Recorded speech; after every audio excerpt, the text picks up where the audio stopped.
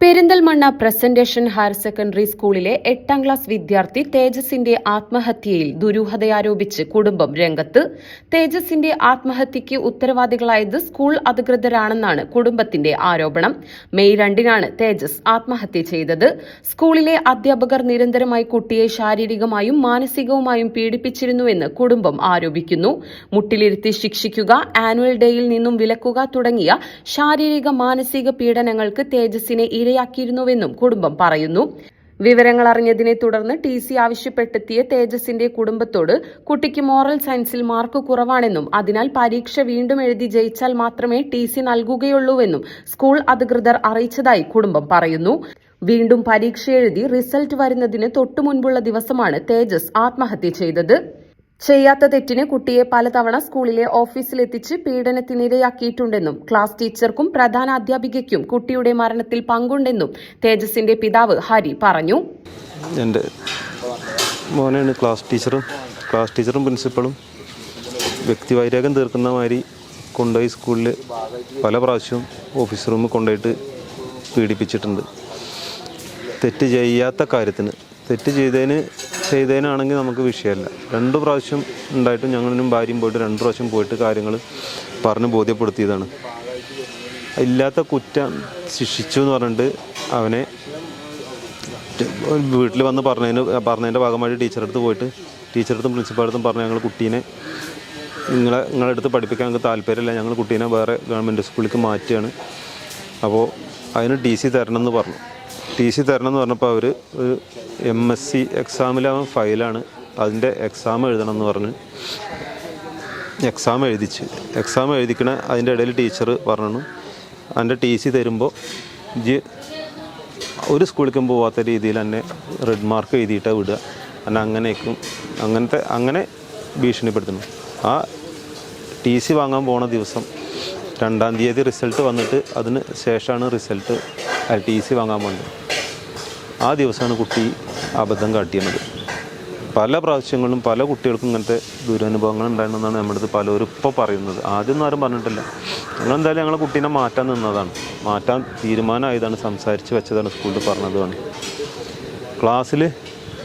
ക്ലാസ്സിൽ വന്ന ഈ ടീച്ചർ, ജിഷ എന്ന് പറഞ്ഞ ടീച്ചർ, ഇവനെ കൊലപ്പുള്ളിയെപ്പോലെ കാണുന്നൊക്കെ ആവും ഞങ്ങളുടെ അടുത്ത് 2-3 പ്രാവശ്യം പറഞ്ഞു. അപ്പോൾ സാരല്ലടാ, അനക്കുഞ്ഞൊരു മാസം കൂടിയല്ലേ ഉള്ളൂ, ഇത് കഴിഞ്ഞാൽ നമ്മൾ വേറെ സ്കൂളിലേക്ക് പോവുമല്ലേ, അപ്പോൾ അത് വിഷയമാക്കണ്ട എന്നൊക്കെ പറഞ്ഞു പതിവ്. അതേമാതിരി സിൽവർ ജൂബിലി ഉണ്ടായി, അതിൻ്റെ കുറച്ച് മുന്നേ സിൽവർ ജൂബിലീൻ്റെ അന്ന് പാസ് മൂലം നിയന്ത്രിക്കണമാണ്. ആ പാസ് തന്ന ഇവൻ്റെ അടുത്ത് പറഞ്ഞു ഈ സ്കൂളിലേക്ക് കടന്നു പോകരുത്, കടന്ന് തന്നെ സെക്യൂരിറ്റീനെ വെച്ചിട്ട് ഞങ്ങൾ ഒഴിവാക്കും, കയറാൻ അയക്കൂല എന്നൊക്കെ പറഞ്ഞു. അപ്പം ഇനി എന്തിനാണ് ആ സ്കൂളിൽ, നമ്മളാ സ്കൂളിൽ നിന്ന് പോരല്ലേ. അനിയൻ്റെ കുട്ടീനെ 2 കുട്ടികളെ അവിടെ പ്രോഗ്രാം ഉണ്ട്, അതും കൂടി കാണിക്കാൻ ഈ പ്രിൻസിപ്പൾ അനുവദിച്ചില്ല. അതൊക്കെ അവനും ഭയങ്കരമായിട്ട് മാനസികമായിട്ട് ഫീൽ ചെയ്തു. അവൻ്റെ സുഹൃത്തുക്കൾ ഈ പ്രശ്നത്തിന് പ്രിൻസിപ്പളെ ഓഫീസിൽ കൊണ്ടുപോയിട്ട് ചോദ്യം ചെയ്തിട്ടും അടിക്കലൊക്കെ ഉണ്ടായപ്പോൾ അവൻ്റെ സുഹൃത്തിൻ്റെ വീട്ടിൽ ചെന്നിട്ട് പറഞ്ഞിട്ട് അവൻ്റെ സുഹൃത്തിൻ്റെ അമ്മ വരെ ഞങ്ങളെ വിളിച്ച് പറഞ്ഞു, കുട്ടിയും പറഞ്ഞു ആൻറ്റിയെ തേജസ് ചെയ്യാത്ത കുറ്റത്തിനാണ് ടീച്ചർക്ക് ഓനായിട്ട് എന്തോ ഭയങ്കരമായിട്ട് വൈരാഗ്യമുണ്ട്, പല പ്രാവശ്യവും ഇപ്പോൾ ടീച്ചർ ഇങ്ങനെ കാണിക്കണു, ക്ലാസ്സിൽ അവനെ അങ്ങനെ ബുദ്ധിമുട്ടിക്കുന്നുണ്ട്, കുറച്ച് എല്ലാ കാര്യങ്ങളും അവൻ പറഞ്ഞിട്ടില്ല. ഞങ്ങളടുത്ത് പറയാത്ത എന്തൊക്കെ കുറേ കാര്യങ്ങൾ അവൻ്റെ മനസ്സിലുണ്ട്.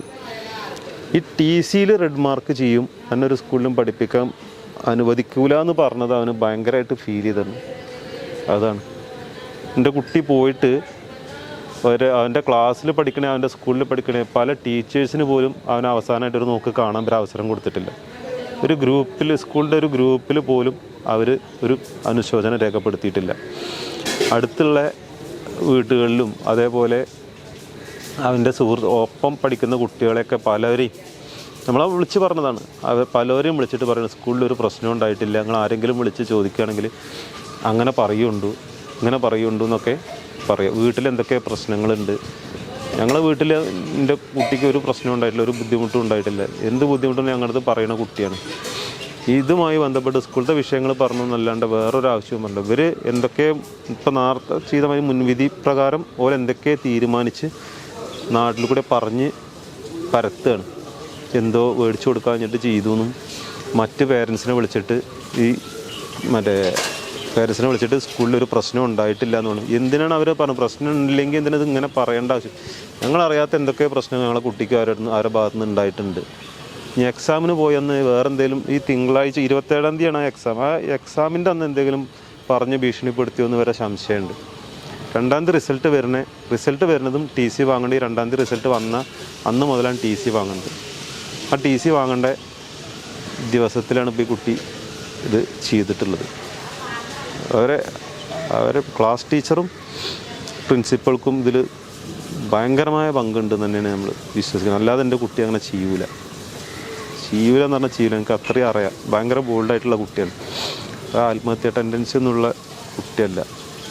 ഇവരെ പീഡനം തന്നെയാണ്. അതിൽ ഒരു സംശയം. ഞങ്ങൾ പരാതിയായിട്ട് മുന്നോട്ട് പോകും. സമാന രീതിയിലുള്ള അനുഭവങ്ങൾ നേരിടേണ്ടി വന്നിട്ടുണ്ടെന്ന് സ്കൂളിലെ മറ്റു വിദ്യാർത്ഥിയുടെ രക്ഷിതാവും പറയുന്നു. എൻ്റെ മോളിപ്പോൾ പ്രസൻറ്റേഷനിൽ 5th ഇതേ സ്റ്റാൻഡേർഡ് തന്നെയാണ്. ഇപ്പോൾ നമ്മൾ എൻ്റെ കുട്ടീൻ്റെ സ്റ്റാൻഡേർഡ് തന്നെയാണ് പഠിക്കുന്നത്.